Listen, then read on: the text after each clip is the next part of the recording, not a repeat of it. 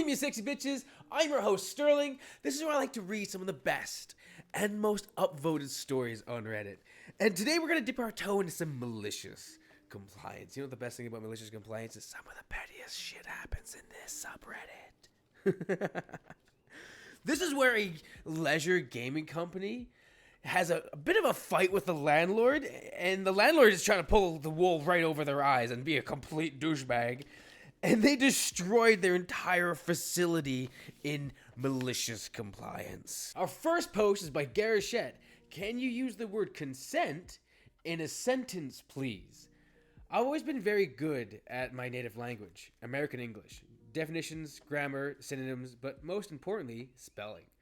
I exceeded at this subject. Okay, quick side note story. I actually failed grade 8 English because I couldn't spell. My grade 8 English teacher was so bullish on spelling tests that we had a 10-word spelling test every day, and I may have gotten 4 right in the maximum, sometimes 0. I was bad at spelling. And we continue. I excelled at this subject back when I was in school, and for a while, I was a big participant in spelling bees. Had a fast track to compete for money and scholarships. Damn, OP, that is some high achievement. 2, until had a judge screw up. That sucks. I had memorized all the words, all their spellings and definitions, and the judge asked me to spell the word praline. Jeez. Except he pronounced it praline, which had never been used in my presence, as the pronunciation I had learned was praline. Okay. Using it in a sentence did not help. I was furious, as it was my parents, and vowed never to take part in a spelling bee again.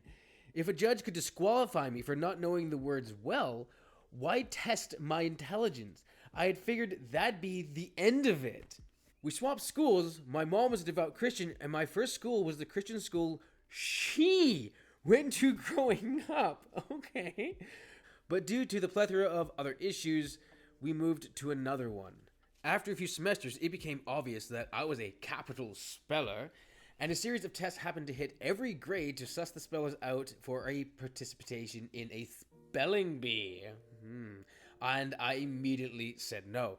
I was told I had to take the test, or my grades would suffer. I asked if I could be made exempt from the qualifications for a B in this case, and I was reassured I would be. Surprise, surprise, I passed the test ahead to the rest of my grade, and was told I have to report to the meeting hall where our weekly communions occurred to take part in a practice B. I was apocalyptically furious.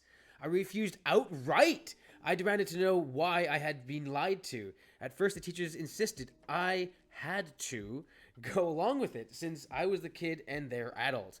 But I insisted in asking why they lied. One of them tried to reassure me that if I were disqualified, I would be a moot point. Suddenly, I agreed. Marched my junior high rear end right into the auditorium, seeing nothing with volcanic rage until my name was called. Whereupon I stomped right up to the podium and talked over the judges to ask for my word. They told me my word was Twister. Twister. TWQXZR. Twister. That was an unusual flavor of silence. Kids had no idea why someone so ostensibly good at spelling could be so wrong. Teachers who had images of plaques and trophies in their heads were confused and angry. The judges actually broke protocol and asked me if I was sure. That was my answer. You're supposed to be told you're incorrect, then sit down. I affirmed my gobbledygook as my intended answer, and only then was asked to sit down. Instead, I leaned into the mic and asked if I was free to go. Yes, good. I am returning to class. And I stomped right out. Halfway across the campus, the teacher who told me I wouldn't have to participate in this bee stopped me and asked me why I would intentionally throw a competition like that, telling me I was so good at it. I venomously asked why she felt it was alright to intentionally lie to me about having to take part, and when she was taken aback, reiterated my intentions of returning to class, and then did so. I didn't find out until much later that the teachers had tried to call my mother about my behavior, claiming I was acting inappropriate and rebellious. My mother explained the history behind my actions, then asked if I was the reason I was flooded with angry tears on that particular day through every class and the ride home.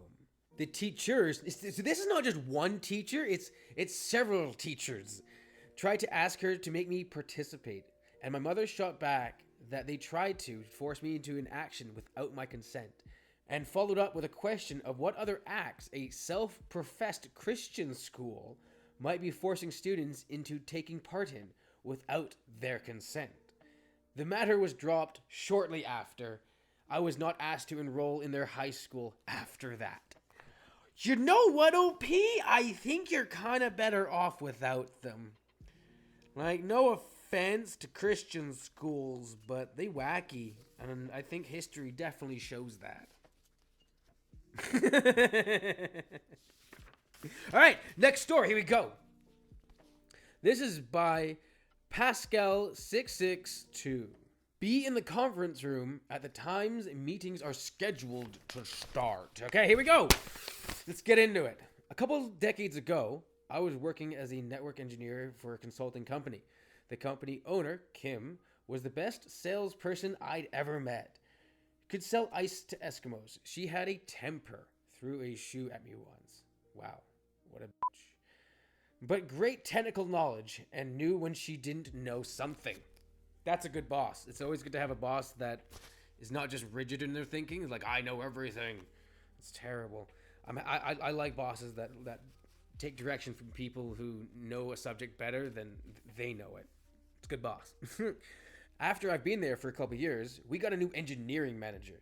We all called him Dick. Nice enough guy. It's just that around here, everyone named Richard is called a dick. Which is true, which I don't understand. How do you get a dick from Richard, or Richard from a dick, or Dick and a Richard, or Richard's dick?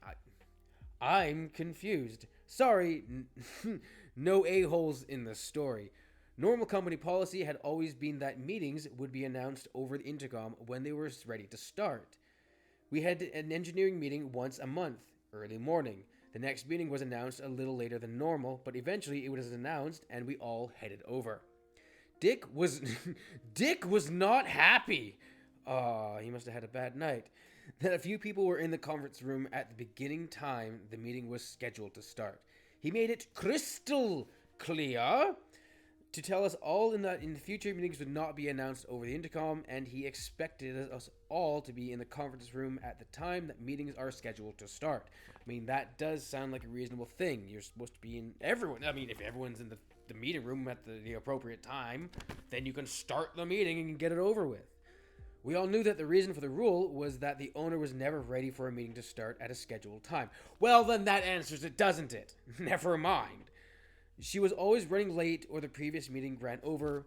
Whatever. New manager, flexing his authority and trying to whip us into shape with a dumb rule. Yeah, we didn't say anything. A few hours later, it is time for a meeting that actually includes the company owner. I headed over to the conference room in a few minutes early to find the door closed. I waited until the meeting time, knock on the door, poke my head in, and ask if this was the customer meeting. The owner is like, WTF? No! You know we announce meetings over the intercom. Why would you think that this was the customer meeting? Me. Our new engineering manager announced at the engineering meeting this morning that meetings would no longer be announced over the intercom, and we were expected to be in the conference room at the time meetings were scheduled to start. I'm surprised his head didn't explode. The look she gave him. Kim. Meetings will be announced over the intercom when they are ready to start. Me. Okay, thank you. Closes the door and leaves. That was the one and only time he ever announced a new policy. Oh my gosh. I mean, when, like, you come into a team, you kind of have to learn how things are running and why things are running that way, not just flex what you want to do because you have new powers that you are enjoying and just you're going to be a dick about it. Like, don't do that.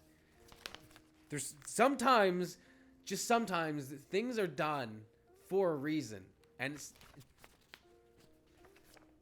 I know your intentions, engineering new boss, but you were wrong. This post is by Poshbo. Landlord advertises all of our company's equipment for sale to our competitors. Best follow our eviction to the letter. TLDR with spoilers. Landlord gives us 7 days to evict our leisure business from the building. He thinks we can't empty the business during lockdown and proceeds to advertise our equipment for sale to our competition. We sell everything in 7 days and destroy the rest. Enjoy no rent and the loss of your potential buyers. Oh, I love the pettiness. Let's get into this. All right, this is going to be good. I work for a leisure company. Think soft play, indoor soccer, laser tag, can't be specific. Prior to lockdown, managers and big bosses were negotiating the renewal of one of the leases on our parks. Things were going mostly smoothly. However, the landlords were being difficult to contact. Then, 2020, shit hit the fan. All of our sites were closed, and everything was thrown into a mess. Negotiations began to slip down the priority list. Nobody thought the landlords would push for an eviction notice for an expired lease during this period, especially with it still getting rent despite the site's closure and the closure of every business and restaurant in the immediate area. We were wrong. A few days ago, we received a letter saying that we had 7 days to leave the premises and take everything with us. We are reminded that everything left in the building after 7 days will become the landlord's property. That line is very important. Now, a lot of construction goes into installing our equipment into new buildings, which makes emptying one even harder. And a lockdown, with no staff and most businesses shut, it meant that saving much of our assets would prove to be extremely difficult. To lose a profitable site and all of its assets is definitely a blow to our company, but here's where it gets worse. A few days into our 7-day eviction, we find out that our landlord has been advertising our park to competitors. But he isn't offering just the building. He is offering all of our stuff pre-installed, ready to go. Just needs a rebranding. Wow, this guy's a real douchebag. The landlord has evicted us from the property in an attempt to increase rent and make a solid profit from the equipment installed because he thinks we won't be able to empty the park. We were furious. Could you imagine? Oh, I can't wait to find out what these guys do. But yeah, all right, here we go. And here's where the malicious compliance came in. We were told that we had 7 days to move everything we owned out of the property. So that's what we did. Local businesses from all around offered up free space to store our things. A few people came back out of lockdown and they all spent the rest of the week removing, selling, or destroying everything that was related to us. We didn't even leave light fittings. I love the pettiness. Beautiful. In every other site vacation we have seen, we always end up leaving thousands of dollars worth of disco lights in the ceilings because they're too hard to get. We leave most of the construction in, as well as things like the bars and the kitchens. They all stay intact, recognizable as what they once were. But not this building. We ripped up the flooring we installed, tore down the walls that were not part of the original structure, wooden walls to divide up the space, ripped apart a manager's office and removed all artwork and lockers. The landlord now has every new deal he has been making dead in the water. A large renovation bill to install new flooring, etc. Or a company willing to do it themselves like we were. Lockdown has been extended another 4 weeks, so he has the rest of another 4 weeks without rent we were paying, and won't have any potential buyers. Silver lining. The assets we got out of the site, fridges, TVs, equipment, food, tables, have all been sold, and the lack of the rent and additional income has helped the business and paid off wages. Well, that's good. Like, what a dick! Wow! Can you have just, like, for a moment, imagine being that big of a cock-sucking cunt that you were gonna evict people knowing that they would have a hard time getting out their equipment for the intentional flip of the business and just, like, making it a profit. Like, that is one of the biggest shithole moves I have ever fucking heard of. Oh my lord. Wow. Okay, but there's an update. Hi everyone, I'm so sorry for how long an update has taken. I was waiting for things to unfold. Here's what happened next.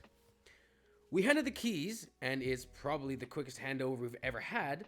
The landlords clearly didn't want to make any kind of conversation, and there were definitely an elephant in the room. But he definitely said nothing about the lack of our equipment. Complications did arise when we went to get back various deposits, but he had no case to withhold the deposits from us because the building was in excellent shape. We had conducted much of the maintenance work ourselves, so the building was in sufficiently better condition than we had found it. We also cleaned up 99% of the rubbish and dirt from our demolition crusade, so he didn't bill us for the cleaning. A very minor bit of pressing from our legal team meant that we received everything owed back in full. The building is still vacant, and as yet we don't know of any potential buyers. At this moment in time, our company is still standing despite the pandemic closure and lack of business. Our staff are still all employed and doing well. Wow! I mean, I don't know how you're keeping staff employed and all that if you're not being able to have them do work, but that is awesome, OP. I still can't wrap my head around the douchebag move of that landlord. Link. What a dick. I'm so happy OP and his company decided to rip everything out and destroy what they couldn't take, because that guy deserves so many punches to the face. That was r/MaliciousCompliance. Hit the subscribe button. Here are some bloopers. Mom was a devout Christian. That was r/MaliciousCompliance.